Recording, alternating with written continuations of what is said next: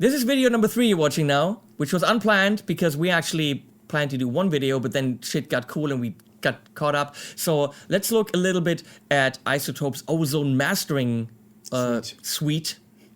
It's a suite. And how it can help you to contrast, compare, and have, you know, the Terminator learn things and then do it automatically, and you can go drink coffee, which is always good. I need a coffee, by the way. Yeah, that's. We're gonna turn this off now. You watch Ozone 8. So right now my mastering chain, Ozone 8 is for mastering, right? Yeah, it's for mastering. So right now I've got a manly. Of course, I have a manly thing because, you know, everything is manly. Mastering EQ thing where, of course, everything's boosted because, you know, more is better. Then I've got the Oxford inflator, which is just magic. You turn that on and everything is just more and better. It's an amazing thing that I don't know what it does.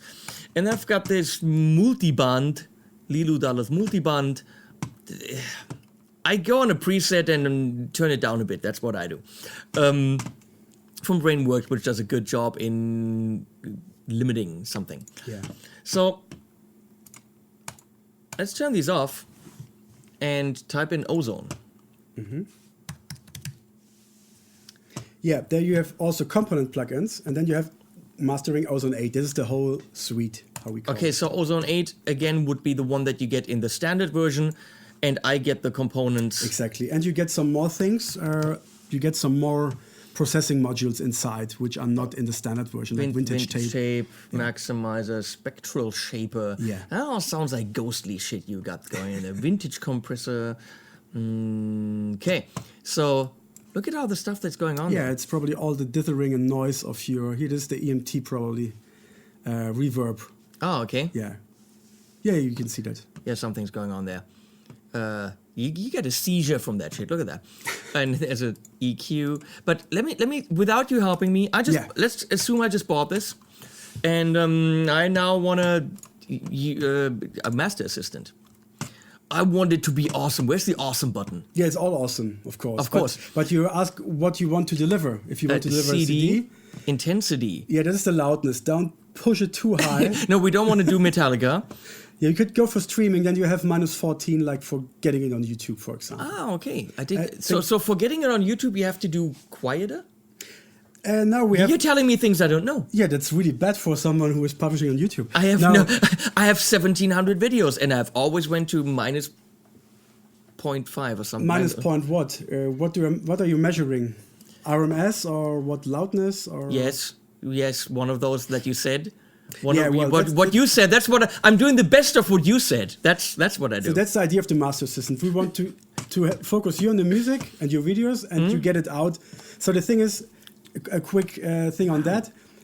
We have loudness measurement and loudness integration in TV. We have it on YouTube. So iTunes does it, Spotify. So they're measuring loudness nowadays. They changed it around. So that's why I would pick streaming. Yeah, you go to streaming, and then it's probably you go to streaming best. So even for my music mixes, if they end up in my videos, I want to go to streaming. No, that depends how loud you will mix them in your video, of course. But if you go with streaming, it's -14 loudness units. It's not bad to deliver that. You keep the whole dynamic range at least. Well, let's do that. You really can't mess. So read below what's there in italic. For best results, play loudest part of the track. Well, yeah, make a cycle of your chorus because it needs to get the information at the loudest part to make it good. Maybe a cycle that it doesn't get out there. Should be, and then of course we want the full mix. Yeah. I know you hear me. I know you hear me. They're my home and they're my hands. Say you feel me. Have reason to feel me. Stay 'cause you don't understand. I know you hear me. I know you hear me. They're my home and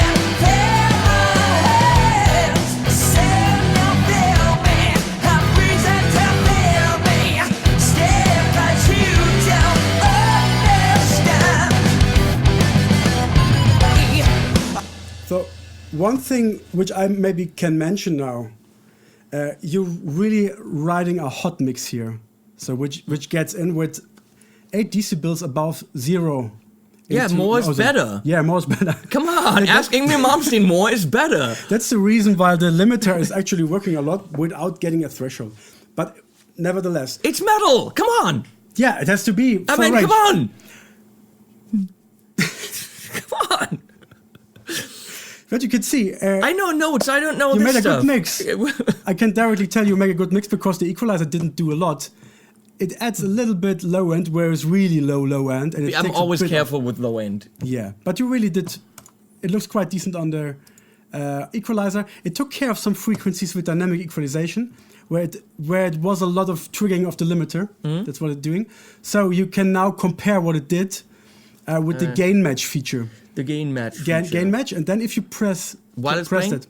it. No, just switch it on. And now if you press the bypass button, you all the time listen to the same loudness. Ah. That's very good for mastering. Obviously, you don't yeah, get fooled yeah. with your ears. That is awesome.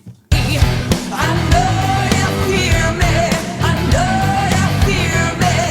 Fear my home and fear my hands. Say you feel me. Have reason to feel me. No massive difference. A little bit rounder. Yeah, the thing is, I don't know. Did you mix in your Manley EQ or did you do the mastering afterwards? What kind of mixing guy are you? Do you mix into those EQs in the mix I part? probably do. Yeah, that's the thing because you add a lot of frequencies in the mid range, and you build your mix around that. Yeah. So, but you did it. Probably you did it also without this quite good because it didn't do much with the equalizer, which it usually does. It adds some mid range. So good job. here. I know Good job here. this much, but I don't enjoy it. But that is pretty awesome. Well, let's go. Let's be funny now, and let's go to wait. Where is it? Here we go. We go back here, and let's contrast and compare to the horrible master thing I set up. Of course, now we have to gain match, turn it off because Yeah. I know you fear me. I know you fear me. Fear my home and Yeah. sounds like It it has went. much more mid range what you did. fear my hands. Say you feel me. Have reason to fear me. The Ozone gave it more bass. Yeah, it didn't add that much as you probably did with the Manley, but it's just a starting point. If you like to have it more, like with the inflator, you added a lot of harmonic content probably. So let's- you can add some modules. What just if to I taste. have the inflator on? I know you fear me. I know you fear me. Fear my home and fear my hands. Say you feel me. Have reason to feel me. Stare at you. But I just kind of mastered that song by hitting assistant and giving it 30 seconds, and I came up with something that I probably fiddled around with for quite a while to kind of get it to happen. That's pretty impressive. It goes a bit further. Do you listen to reference songs during mixing? Live? Oh no, I don't listen to music. No, I don't do that. No. No, you just listen to your tracks. No, not even that. I really just No, I don't. Music? I don't. No, I actually don't. You don't? Because that's Okay. that's just too depressing. No, but you should. But if I listen to a reference song in that style, let's take Dream Theater, or if I listen to something that really I love that like kicks you right through the wall, which is a Chris Lord Algae mix, Yeah. and you have like Daughtry or Nickelback. I'm sorry to say that, I could never ever match that, and I would just cry, not even try. Yeah. I don't okay. want to listen to reference. That is depressing. I know I should, but I can't reach that level of excellence when it comes to mix. Any snare that Chris Lord Algae mixes just hits you right through the freaking wall. That's the truth. Yeah. And I must admit that. Yeah. like It's listen great. to Green Day 20-something century. What's it called? Patrick? 21st century. 21st century What was it? something. Yeah, but I know what it is. And it starts with this guitar riff, and then the snare comes in with 16s, gak, and it's a machine yeah, gun. yeah. Everything is so clear. And I studied a lot of what he does and how he approaches it. He's not a musician, he's an engineer. that's his instrument. Yeah. I don't think you can be both and be as excellent as he is. Yeah, but it's always good to have a reference. Yeah, absolutely. Yeah. The way he does it is he has a whole board open. He doesn't monitor individual tracks. He doesn't EQ the bass drum. He doesn't EQ the snare individually. He doesn't hit solo. Yeah. He just goes and tweaks the snare, because if then something has to be tweaked on the bass drum, he goes right there. He has it all on at the same time, and he just goes back and forth and reacts to pretty much what you did with the masking feature. Yeah. He's doing that at the same time. I'll show you something what you can do. Does Here. it have a Henning becomes crystal algae No, function? it has something. Because I would very much like that. It has something to help you getting a good tonal balance, and to get kind of that feel that Chris Lord Edge has with his desk, so that you can control all EQs just from one plugin window, just to switch over there and there. Okay. So that is called tonal balance control, which comes with any advanced version of Neutron 2 or Okay. Ozone 8. So what it does is it shows you if your mix is balanced. So balance, I mean like the frequency content, that you have not too much bass, too little treble, whatever. So if we have a look now at your mix, and I switch off now the mastering here, yeah, and the target, you can say it's bass heavy like hip hop or EDM, or modern like. This is probably very more- much hip hop what we have here. Of Yeah, I course. think it's more modern. I would say it's more rock. Okay then. Well, and the cool thing is you could have your Dream Theater and you have the curve of that. I'll show you later. Okay. That's the question with the reference. So now I let it run and we have a look. You don't understand me. I know you fear me. I know you fear me. What we could see here is it's all in these boundaries. When it is in the boundaries, it's quite good, because we're not going to tell people how music should sound like. But it could be that you could have a bit more low mid and a bit less high mid. That could be. If you go to fine view, you get more the approach of a spectrum analyzer. Now you can see where different frequencies could be too much or too little Okay. in the mix. They're my home and they're my hands. Send no feel me. Have reason to feel me. Stare at you. So it could be that you could add a bit more here to even it out. Maybe, probably here's a pronunciation of the vocal. We heard that when we can have a solo listen here. And just to keep it short here, the cool thing is now you can select any of our equalizers in the session, like for Whoa. example the guitar group, and Don't understand. you have the analog of the guitar here, and I could now go in here and add just that region which I took out before to get the vocal That is demasked. Harry Potter type magic shit. Yeah, it's fun. Let's try that. Understand. I know you fear me. I know you fear me. They're my home and they're my hands. Feel me. Have reason to feel me. It's this one, no? Yeah. Or is No, it LV. Yeah. LV. And let's have a look here. This. Stare at you. Don't understand me. I know you fear me. I know you fear me. They're my home and they're my hands. Send no feel me. Have reason to feel. I'm not. You know what I'm going to just to tell. You can see how you can fill up the frequency Yeah, spectrum absolutely. in a tonal way. Because the difference to a normal spectrum analyzer is it's really slow. You see 10 seconds it takes. It really shows you what you're listening to, and that's the idea of tonal I'm balance impressed that control. I'm generally in the right area. Yeah. That's I wouldn't have thought that. And the thing is now, do you have some of your mixing gods? Do you have a MP3 or wave here of any Green Day or Chris Lord Alge mix you adore, to see what is the tonal balance control curve of that? Because you could do from any song. I could, but I'm gonna have to say that I have to do that in private. Yeah, I got it. YouTube will, monetizing. Okay, I want I'm to make sorry. some dough. Bad idea. You know? Yeah, but you have one of your own tracks which you adore. Oh Just to no, I don't forget it. know. I don't know. So I don't really have. Okay, No. so but I think, have any good I think music, you no. got the idea. This is. no? I'm gonna. Now I have to put some work in to learn this stuff and actually work with it, because that is very, very cool. Yeah, it makes a lot of fun to work with. And also, of course, if you have Ozone inside, you can have your master EQ2 here.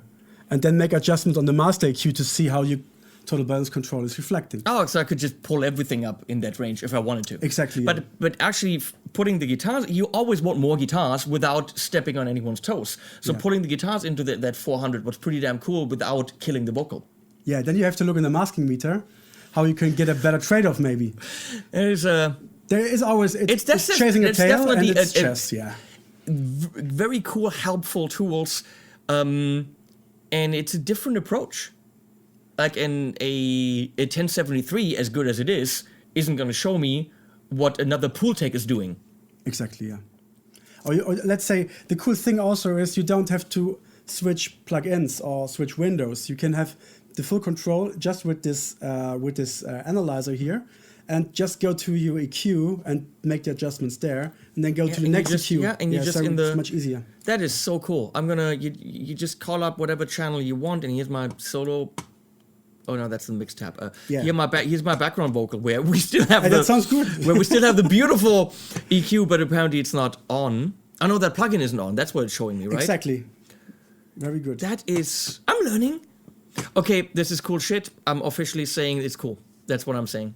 So that's kind of my verdict, is that Ozone stuff's cool. I had no idea. I didn't. I knew that, RX6 helped me, but I didn't. And I know a lot about this stuff, but I don't necessarily know if by trial and error I would have found out that functionality. So when you buy this, you really want to study it. You really want to watch their tutorials to really get the full functionality out of it. So now we're at the end of everything, and I'm going to say animals at the end, and thanks to Jürgen, which exactly this same clip you're going to watch 3 times because all of a sudden there's 3 videos instead of 1. So thank you, Jürgen. Thanks for being here. iZotope in Boston. And he's not from Boston, he's from Köln.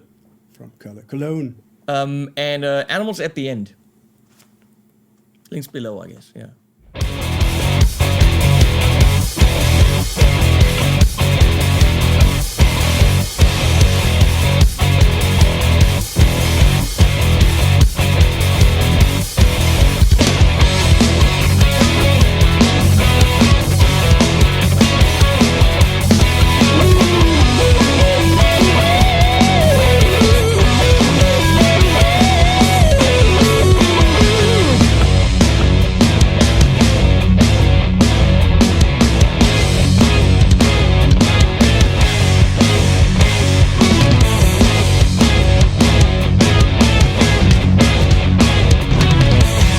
The story